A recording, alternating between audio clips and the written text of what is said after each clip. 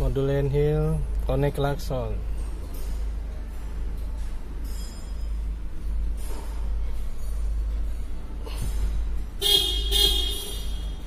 Kita on dulu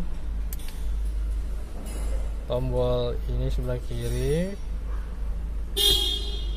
berubah. Kalau dia matiin, klakson standar lagi. Untuk ganti suara tinggal ditekan yang ini aja nih, ganti suara nih, nanti ditahan satu tone, ganti. Bosen gampang lah, tinggal setting sendiri. Jadi dia mati pasti standar lagi hidup. Masih baru ya, nggak ada kabel-kabel tambahan yang di sini nih, masih standar. Intinya sih nggak ada kabel tambahan lah di luar, itu udah di modul semua.